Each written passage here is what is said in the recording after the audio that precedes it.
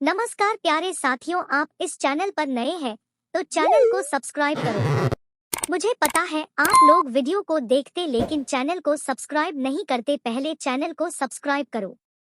हमारी आज की कहानी का नाम है व्यवस्था। मीनू, चलो अपनी मम्मी को फोन लगाओ और वास्तु पूजा में आने का निमंत्रण दो। मैं भी उनसे बात कर उन्हें आमंत्रित कर दूंगी। मीनू की सास किरण जी ने कहा। उनकी बात सुनकर मीनू के मन में उथल पुथल मच गई। उसे समझ ही नहीं आ रहा था कि क्या करे, क्या जवाब दे। अब कौन सी लड़की होगी जो मायके वालों के आने से खुश ना होगी। पर मीनू का सिर चकराने लगा।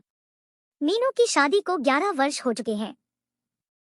ससुराल में उसके ससुर किशन जी, सास किरण जी, पति शशांक और एक शादीशुदा ननद है जिसका इसी शहर में ससुराल है। मीनू 8 वर्षीय बेटे और 6 वर्षीय बेटी की मां है। उसके मायके में मम्मी पापा और एक छोटा भाई है जिसकी अभी अभी नौकरी लगी है। अभी मीनू के ससुराल वालों ने अपना घर रिनोवेट करवाया है। घर पूरी तरह से नया बनवा दिया, इसलिए साल भर से किराए के घर में रह रहे हैं। पर मम्मी जी, पिछली बार गृह प्रवेश की पूजा में तो मम्मी पापा आए थे। अब रिनोवेशन के बाद की छोटी सी पूजा में उनका आना जरूरी तो नहीं है। मीनू ने अपनी सास से कहा, क्या कह रही हो बहू, अब तुम्हारी ननद नंदोई का परिवार तो होगा, साथ में तुम्हारे मायके वाले भी आ जाएंगे तो एक साथ अच्छा लगेगा। सास ने सफाई दी। मीनू उलझन में फंस गई। पूरे 22 घंटे का सफर तय करके एक दिन के लिए अपने मायके वालों को बुलाना उसे ठीक नहीं लग रहा था, क्योंकि उसकी सास लाए गए उपहार तो एक झटके में ले लेंगी, लेकिन उन्हें सम्मान सहित 2 दिन रुकने के लिए भी नहीं कहेंगी।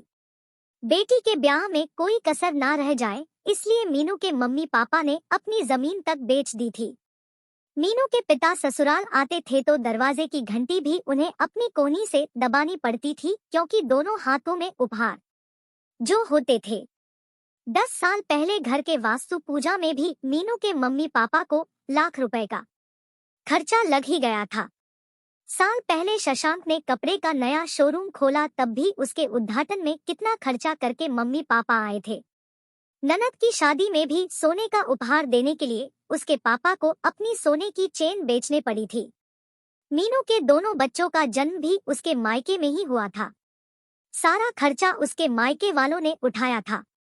ससुराल वालों ने खर्चव से बचने के लिए उसे मायके भेज दिया था। 2 साल पहले ससुराल में शशांक के दादाजी दादी जी के पीछे भागवत कथा का आयोजन किया गया। मीनू के दोनों बच्चों का जन्म भी उसके मायके में ही हुआ था। सारा खर्चा उसके मायके वालों ने उठाया था।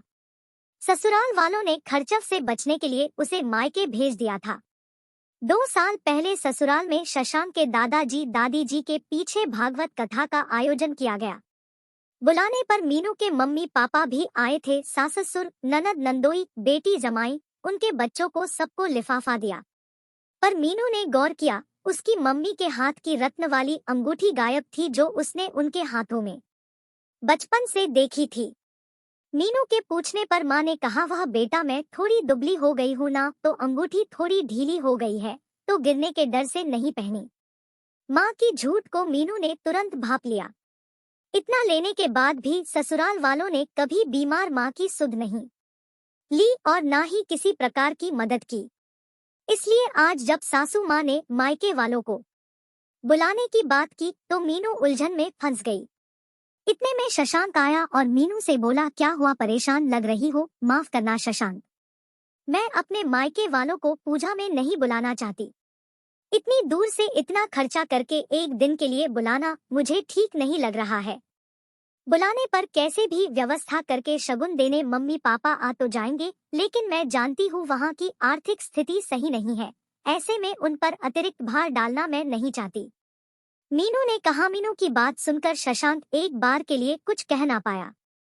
फिर कहा, मुझे माफ कर दो मीनू, इतने वर्षों तक मैं तुम्हारे दिल का दर्द समझ ना सका। मीनू, जब सारा परिवार साथ हो तो खुशियां दुगनी हो जाती है। तुम्हारे मायके वाले आएंगे, जरूर आएंगे, लेकिन इस बार उनके आशीर्वाद के अलावा कुछ नहीं लिया जाएगा। वे आराम से अपनी बेटी के घर रुकेंगे। हम माँ का इलाज यहाँ किसी अच्छे हॉस्पिटल में करवाएंगे। मैं वादा करता हूँ आज के बाद शगुन के नाम पर बेवजह उन्हें परेशान नहीं किया जाएगा। आज पति ने मीनू के मन की सारी उलझन दूर कर दी और वह चल दी अपनी माँ को फोन लगाने। धन्यवाद दोस्तों।